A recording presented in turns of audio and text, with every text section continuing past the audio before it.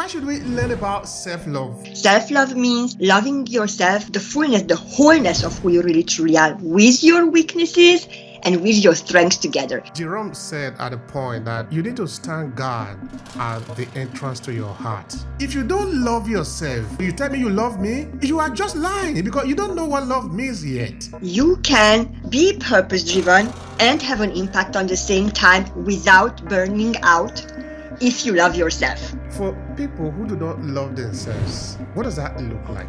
We are constantly looking for validation from the outside.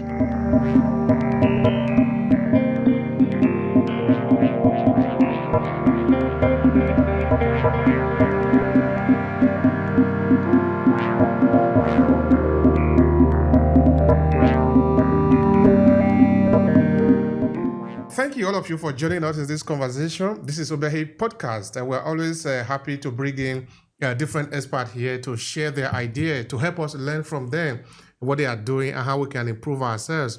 We believe in the power of impact, of improvement, of continuous improvement, because life is about improvement. We're never static. Just now talking with my guest who is going to be joining us in a few seconds. Because we did an episode before. Okay, let me just bring you here, Christine.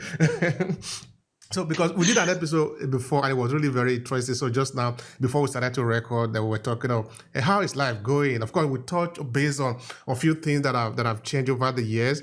And it's good that we are moving. We are not always static. In my place, it is said that if you are not where you used to be, you are progressing. So, all right. So like I said, we're going to be talking about self-love and transformation. And that is exactly what it is, because we are not where we used to be. We are not always where we have always been. So with me, we are continuously transforming and moving forward.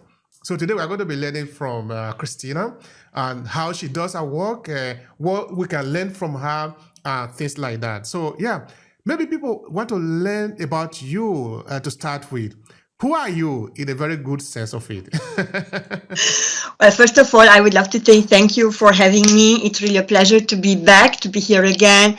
It's been a long time and I'm really happy, and I just would love to congratulate you, for keep going with your podcast and having so many beautiful, guests in your podcast. And the work that you are doing is wonderful, and I don't want to miss the occasion, just to mention this to your audience, that whatever you are doing is brilliant, because people like you are very, very needed, okay? So I just want to mention that right before we just jump in the conversation, okay?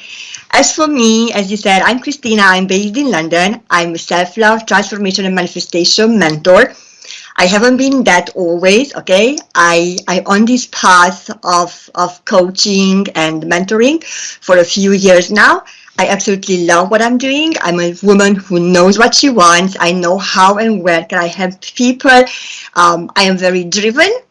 I'm motivated. And as you said, when we had the conversation, no matter how small steps we move, but as long as we move forward, we are progressing. So this is where I am right now today. That is lovely. I love that. And of course, we need to keep to move forward towards a particular direction. With me now, we're not just moving zigzagly. There are patterns, there are rhythm, and there is a direction, there is a guide, a kind of so that even though we are moving with a purpose. And purpose is very important in everything that I do. So I published an article this morning talking about the difference between purpose and impact. And of course, none of them is irrelevant. Both of them are irrelevant in the world that we are today. Looking at also what we are doing with Diaspora project, which is a collection of different volunteers for different parts of the world. We are trying to reshape our narrative, celebrating African diaspora history, and of course, connecting us also to where we are coming from, which is Africa. So we are not doing it just zigzagly. We are doing it because we have a purpose. We have an impact that we have to make in the society. And this is very, very, very important. And yes, this is also important within the conversation of today, which is we need to love ourselves. We don't say that enough, no? We need to love ourselves. We need to appreciate how we show up in this world, because we show up with different characteristics, sometimes also with challenges. But those challenges are instruments for us to explore better. Because imagine if you were born you live on a sofa. That is where you live all your life. You never suffer, you never have any challenges. Everything you need, you just get it. You are pretty much going to die very early because all your cell in the body will never develop because what are they going to develop to do? Just to eat or sleep? So life is beautiful because you have this up and down, this normal rhythm of life. You go up, it come down. You need this, but you don't have it, so you need to figure out how do you get that. Yeah. All right, Christina, No, that's why should we really. learn about self-love? Yeah, please go. No, no, no, Just sorry, just joking. go ahead. No, I was asking, why should we learn about self-love? Why is it important for you as a topic? Now, I meant to say that it's really interesting what you were saying about ups and downs, and that's beautiful because, if nothing is really linear, right? We always grow. This is, with the ups and downs is the way how we learn and how we grow, how we grow as souls. And you're asking about self-love, sometimes you were talking about, life is easy, going with flow, nothing happens, everything is like how you want. There is no challenge. And I say that it's easy to love yourself, and to be who you are when things are easy. But I say you have to love yourself all the time, especially when things are getting harder, things are getting challenging, right? And people honestly, sometimes when we talk about self-love, and I experienced it very often, that they don't really know or they don't really understand what self-love really truly means, and what does, how to really love yourself. What does that mean, Christina? What do you mean love myself, right? And truth to be told, at the beginning of my journey, right, when I started many, many years ago, I also thought that self-love, the term of self-love itself, it covers, having a nice bath really, or, doing my hair, doing my nails, like this woman kind of stuff, right? Or girlish stuff. And that was self-love. But along the way, I learned that actually it's much more than that. Self-love means setting healthy boundaries, because sometimes we are in toxic relationships, we are in toxic business relationship, we are having all kind of challenges, and we don't know how to set, for example, healthy boundaries. Okay, setting healthy boundaries is self-love. Saying no to people and circumstances what doesn't serve us anymore, or we don't grow through those. Okay, that's a sign of self-love as well.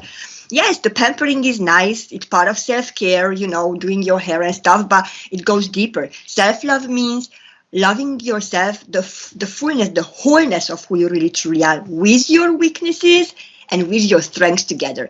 Because you see, nowadays in social media, everybody's focusing on your strengths. Be all the time positive, be always on high vibe, and then you will get what you want. But if I'm going to be very honest, and if we are going to be realistic here as we are talking, it's not always like that. Okay, there will be challenges, there will be ups and downs. Okay, there is a part of you who might be angry, who might be sad or grieving. You have to love that part of yourself, because it is you as well, not just the joyful part. And also people say, you have to always be on a high vibe, right? Keep your frequency, keep your vibration, think always positive thoughts. But come on, let's be realistic. That's not always possible, right? Sometimes we go down on a rabbit hole.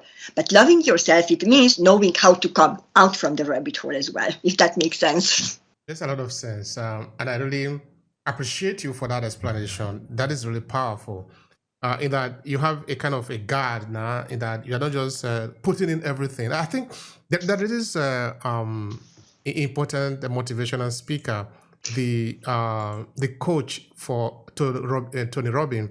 His name is Jim Rohn. Jerome said at a point that you need to stand guard at the entrance to your heart, to your mind. I think, to your mind. That is what he called it.